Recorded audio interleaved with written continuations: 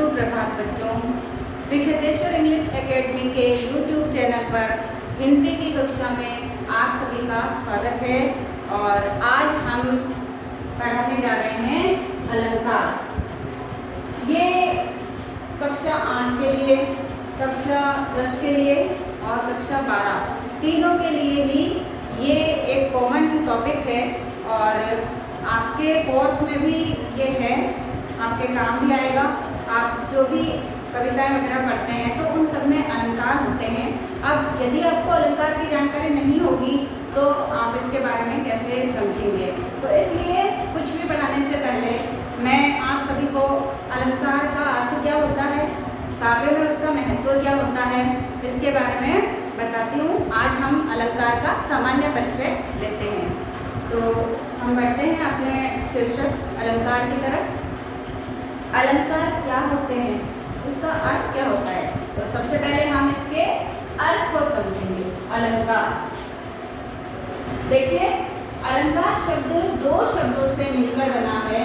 पहले आप समझ लीजिए, अलंकार शब्द दो शब्दों से मिलकर बना है। एक शब्द तो क्या है, अलम, और दूसरा शब्द क्या है, कार। अलंकार, ये एक शब्द लिखा गया है ना, अलंकार। जब आप इसकी संधि करते हैं तो ये इसकी संधि होती है, जिसमें ये दो शब्द हैं, एक है अलम और दूसरा है कार। तो इन दो शब्दों के योग से अलंकार शब्द बना है। और इसका अर्थ क्या होता है, इसका अर्थ होता है, जब दोनों को मिला दिया जाता है तो इसका अर्थ होता है सुशोभित करने वाला। क्या अर्थ होता है इसका, सुशोभित करने वाला। सुशोभित करना, शोभायमान करना, शोभा बढ़ाना, ठीक है। तो सुशोभित करने वाला, इतना आपको समझ में आया। वैसे यदि देखा जाए तो जैसे अलंकार शब्द है, ये क्या है, ये एक संज्ञा शब्द है। और संज्ञा शब्द के रूप में अलंकार, संज्ञा शब्द के रूप में क्या है, संज्ञा शब्द के रूप में इसका अर्थ हम लेते हैं आभूषणों से या फिर गहनों से। आभूषण या गहने, ठीक है। अब आभूषण क्या होते हैं, गहने क्या होते हैं, ये तो सभी जानते हैं। शरीर पर, शरीर की शोभा बढ़ाने के लिए हम अलंकार ग्रहण करते हैं, आभूषण या गहने ग्रहण करते हैं। तो अलंकार क्या हुआ, अलंकार है सुशोभित करने वाले आभूषण या गहने। तो यदि हम देखें अलंकार शब्द का, जब हम शाब्दिक अर्थ लेते हैं तो उसका अर्थ होता है गहना या आभूषण। तो आभूषण भी शोभा बढ़ाने का कार्य करते हैं और काव्य में भी अलंकार काव्य की शोभा बढ़ाने का ही कार्य करते हैं। अब ये परिभाषा अगर हम देखें इसकी, यहाँ तक आपको समझ में आ गया कि ये इसका अर्थ है। और ये मैं आपको लिखवा भी देती हूँ।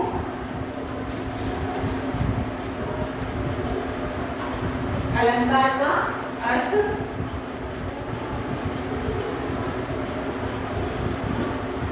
क्या अर्थ है इसका कि अलम शब्द, सॉरी अलंकार शब्द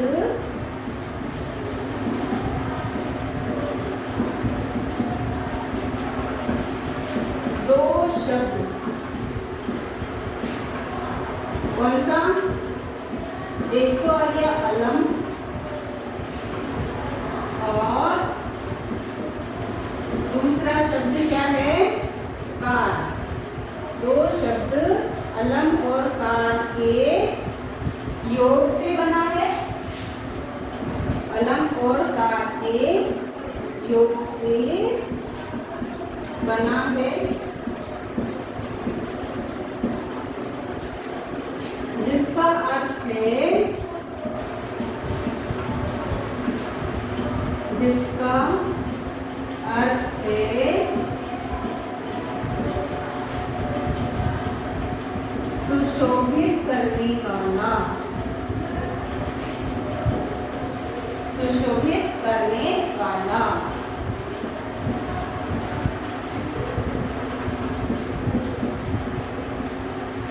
तो इतना आया आपको समझ में कि अलंकार शब्द दो शब्दों के योग से बना है, अलम और कार, और इसका अर्थ क्या है? सुशोभित करने वाला। और काव्य में भी अलंकारों का प्रयोग होता है। काव्य में अलंकार क्या होते हैं, तो उसके आधार पर हम इसकी परिभाषा लिखेंगे। अब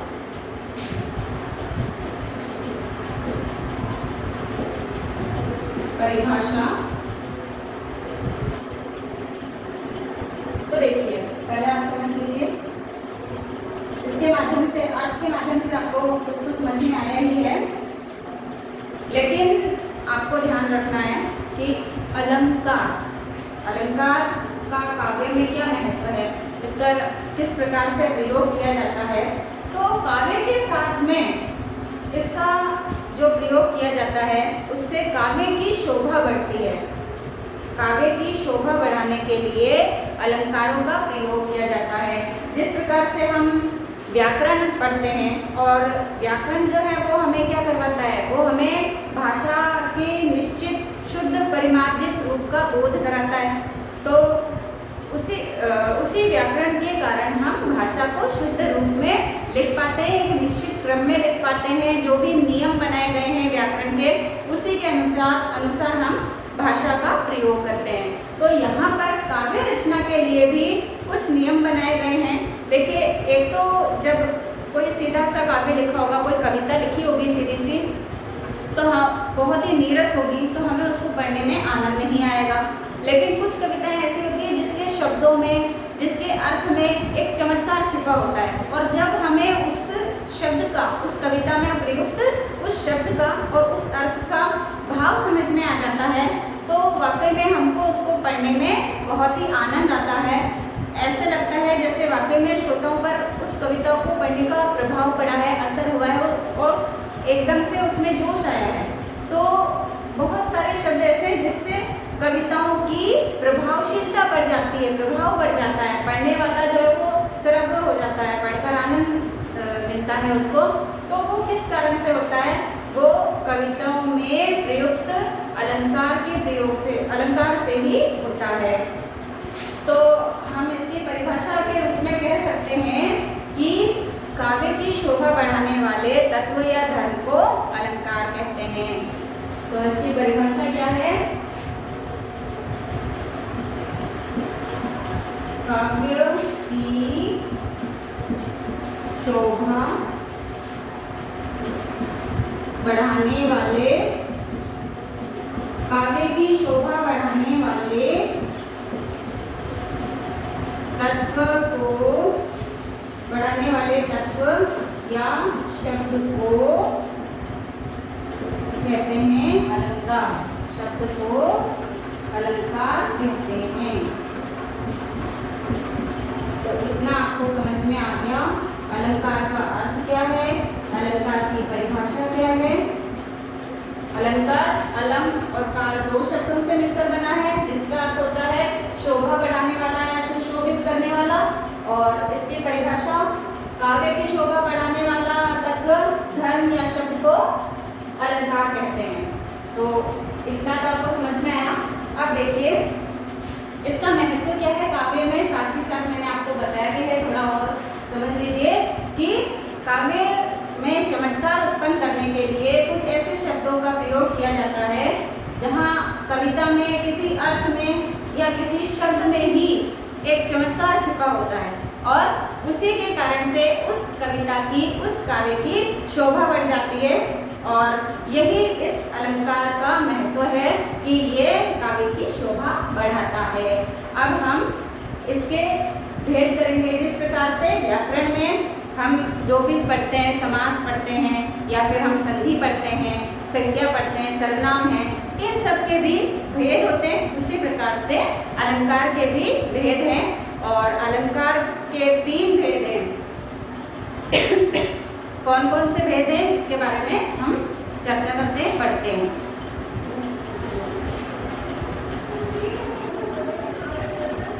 तो देखिए अलंकार के प्रमुख 3 भेद होते हैं। 3 भेद कौन कौन से हैं? सामने लिखे हुए हैं।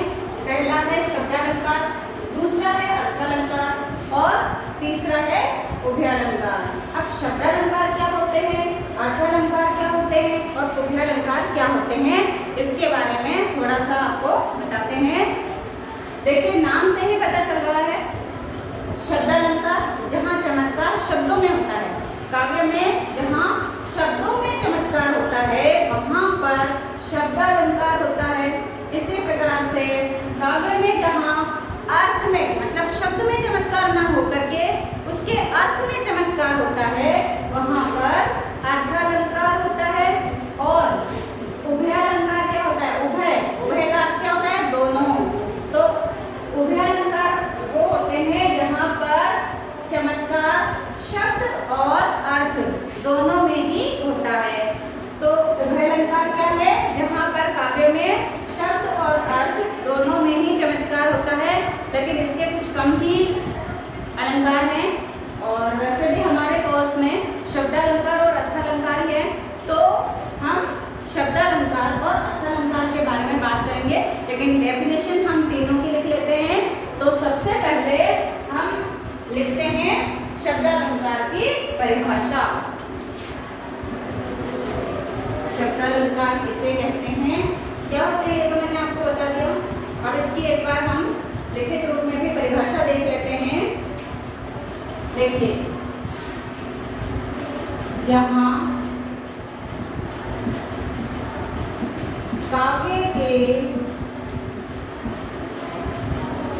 काव्य में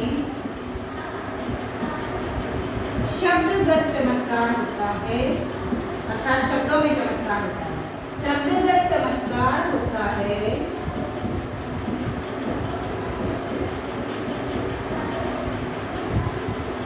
शब्दगत चमत्कार होता है, वहाँ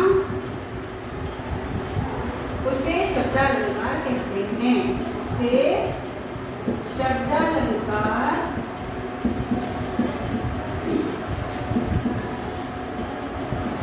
कहते हैं।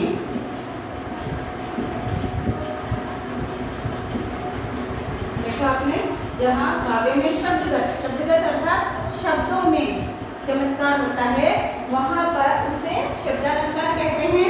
लेकिन इसमें एक बात ध्यान रखने वाली ये भी है कि शब्द जहाँ पर शब्दालंकार होते हैं तो इसमें क्या होता है कि यदि उन शब्दों के स्थान पर हम उन शब्दों के पर्यायवाची रख देते हैं तो वही शब्दगत चमत्कार समाप्त हो जाता है। अर्थात चमत्कार शब्द में है तो वही शब्द वहाँ पर उपयुक्त होगा। यदि उस शब्द का हमने कोई और पर्यायवाची रख दिया तो फिर वो चमत्कार काव्य में समाप्त हो जाएगा। इसलिए शब्दालंकार का महत्व है काव्य में। तो ये आया आपको समझ में। तो अब आपको ध्यान में रखना है कि शब्दगत चमत्कार के कारण ही काव्य में प्रभावशीलता उत्पन्न होती है। यदि उस शब्द की जगह काव्य में इसके पर्यायवाची रख दिए जाते हैं तो फिर काव्य की शोभा, काव्य का वो चमत्कार नहीं रहता है। इस बात का आपको ध्यान रखना है। तो इसके अंतर्गत कौन से आते हैं, जैसे कुछ अलंकार आते हैं इसके अंतर्गत, जैसे अनुप्रास। ये जब भी मैं आपको काव्य पढ़ाती हूँ उस समय भी आपको साथ में बताती हूँ अनुप्रास अलंकार के बारे में। यमक अलंकार है, श्लेष अलंकार है, यमक श्लेष।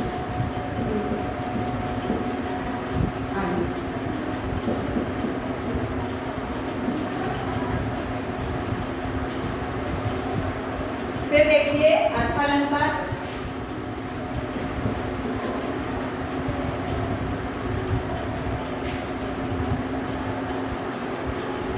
अब देखिए अर्थालंकार। अर्थालंकार की क्या परिभाषा है कि जहाँ काव्य के अर्थ में, जहाँ काव्य के अर्थ में चमत्कार पाया जाता है, काव्य के अर्थ में चमत्कार पाया जाता है,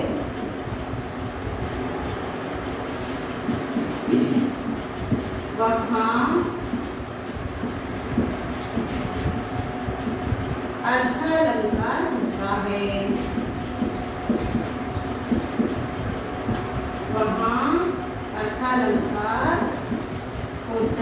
है। तो देखिए, जहाँ काव्य के अर्थ में चमत्कार पाया जाता है वहाँ अर्थालंकार होता है। अब देखिए, हमने बताया था कि शब्दालंकार में तो क्या होता है, यदि उस काव्य में जिस शब्द में चमत्कार है, यदि उस शब्द के स्थान पर उसका कोई पर्यायवाची रख दिया जाता है तो वो चमत्कार वहीं पर समाप्त हो जाता है। लेकिन अर्थालंकार में ऐसा नहीं है। अर्थालंकार में क्योंकि अर्थ में, शब्द के अर्थ में चमत्कार है, इसलिए यदि शब्द के स्थान पर उसका कोई पर्यायवाची भी रख दिया जाए तो उसके अर्थ में किसी प्रकार का कोई फर्क नहीं पड़ेगा, कोई अंतर नहीं आएगा, उसका वो चमत्कार वैसा ही बना रहेगा। तो इसलिए यहाँ पर हम यदि इसका पर्यायवाची भी रख दें, शब्द का पर्यायवाची भी रख दें, तो भी अर्थालंकार का चमत्कार काव्य में यथास्थान बना रहेगा। तो ये इसकी विशेषता है। अब इसके अंतर्गत कौन कौन से आते हैं, जैसे कौन कौन से अलंकार आते हैं इसके अंतर्गत, जैसे उपमा, उत्प्रेक्षा,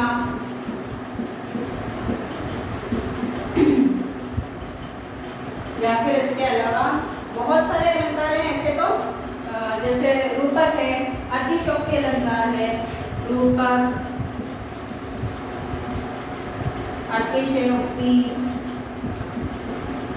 जब हम आगे पढ़ेंगे तो इन सभी के बारे में बात करेंगे, क्या होते हैं ये।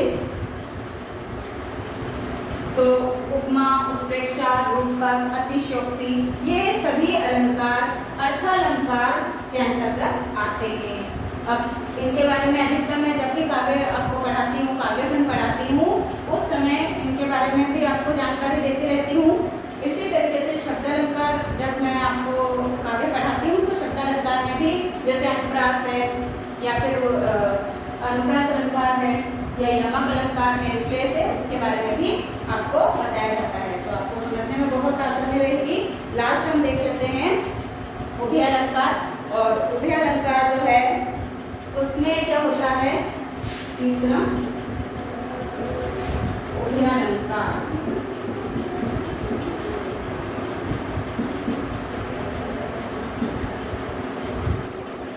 देखिए, जहाँ काव्य में शब्द और अर्थ, काव्य में शब्द और अर्थ दोनों में ही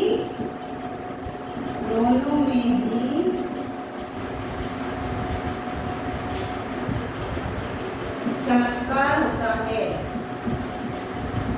शब्द और अर्थ दोनों में, उभय का मतलब ही क्या होता है, दोनों। तो जहाँ शब्द और अर्थ दोनों में ही चमत्कार होता है वहाँ उभय अलंकार होता है। उभय अलंकार होता है।